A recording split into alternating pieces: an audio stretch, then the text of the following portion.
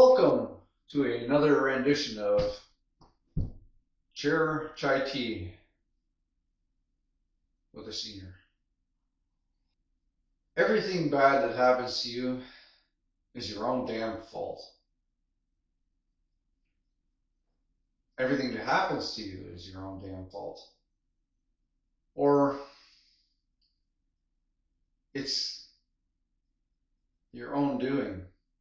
It doesn't have to be your fault because it could be something good that happens to you. Anyway, you're responsible for everything that happens to you. Let me explain. So, I told the story once about having my ankle snapped during RCMP training.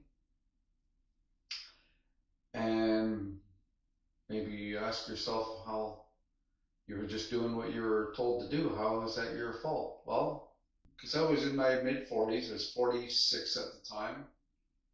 I think the average age of my troop was 28. I remember walking back to the dorms one day with two of my troop mates in front of me, and they were talking about their age. One of them was like 21, and the other was like 23. I interrupted them. I said, "You guys realize, like, I'm a couple of years older than the two of you guys combined, eh?" And that blew my mind, blew their mind. But anyways, they were all young. Most of them were young guys, and I was showing them up. It's not that it was my fault, but it was. It was like I was happy to. I was doing my best, trying to do my best and everything. I wasn't thinking about what anyone else was thinking. In hindsight, I would have toned it down a bit. My biggest fear going there was that I was going to be the back of the pack. I wasn't going to be able to keep up. I lost 40 pounds before I got there, training to make sure that that didn't happen. Well, when you're in your early 20s, you don't worry about things like that. So when we first got there, I was in much better shape than a lot of these 20-year-olds. By the time we were halfway through, a lot of them were on the distance runs and stuff. They were just leaving me in the dust. Like, so they quickly got in shape and caught up. Not all of them, a lot of them did. But anyway, that was where I was coming from. So I was I, I was kind of showing off, I guess, and I was maybe making some people a little frustrated or so.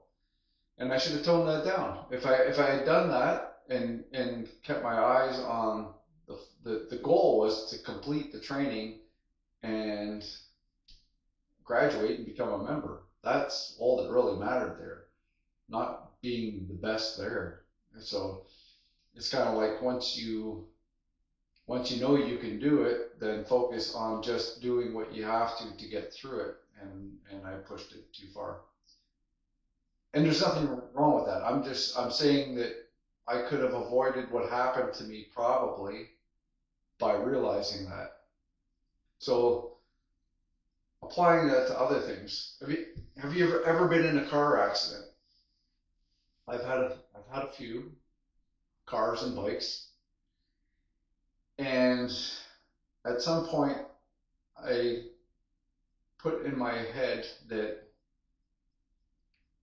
every accident I was in, because whenever you're in a wreck, it's always the other person's fault. I mean, come on, it's always the other guy did something stupid and caused the accident. No, no, I don't care if they ran a stop sign and T-boned you. It's your fault. And here's where I'm getting at. So one day I'm heading into town. I live half an hour out in the county, and I'm heading in to go play hockey one night. And I get on the expressway, and it's snowing out, and there's a couple inches of snow on the road. And I've got, at the time, I'm driving a beautiful 1993 Volkswagen Corrado. If you don't know what a Volkswagen Corrado is, look it up. It's a little sports car. It's got it was when Volkswagen came out with the VR6 six-cylinder engine. That was the car that came out with it, and it was a that thing was a rocket on rails. It was an awesome car. The only thing wrong with mine was wasn't a manual, it's an automatic. But anyway, I get on the expressway and traffic's moving kind of slow, and everybody's in the right lane. And so I get into the left lane, and I'm having no problem with this weather, and so I don't want to get to hockey, so um, I'm passing. I'm cruising in the left lane, and as I'm coming up past a row of three or four cars, just as I'm coming up to one of the cars, and it was a Ford Tempo of that era. I think it was the late '80s. Ford Tempo comes out into the left lane in front of me. Well, it comes out into the left lane. It wasn't that it came out last second and I couldn't stop. It came out into my lane and the driver lost control and the back end started to go and then it came back and it was fishtailing and they almost got it and then they overcorrected and the thing went sideways and now I've got a Ford Tempo in front of me sideways and I did everything I could to try get around that thing and miss it, but I know there was other traffic around me. And I'm squeezing, squeezing. I almost made it, and I caught the rear end of it, just the rear driver's side quarter as it was spinning, and I clipped that and did about 5 grand worth of damage to my car. I think I forget what it was, but it was extensive. The way I saw it at the time was I was oh man I was not happy. I'm what well late 20s I guess probably at the time. I'm not happy. I've just wrecked this car. It wasn't wrecked. I got it fixed. I mean, but it did some pretty good damage to it.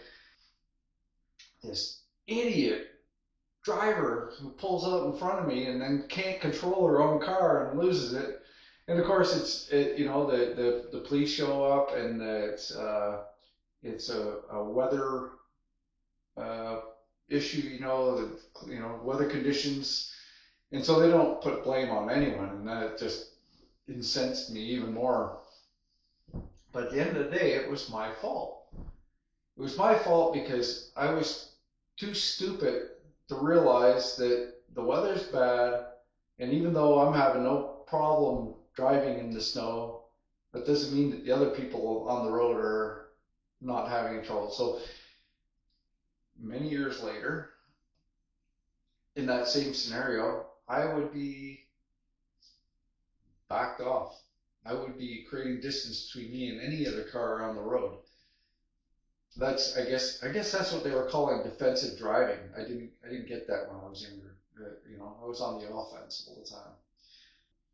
And I don't mean to place fault on myself, but it's if you don't look at it that way, you can't prevent it from happening again. That's what I'm getting at. So if you say this was my fault, then you have to say how could I make sure this doesn't happen to me again?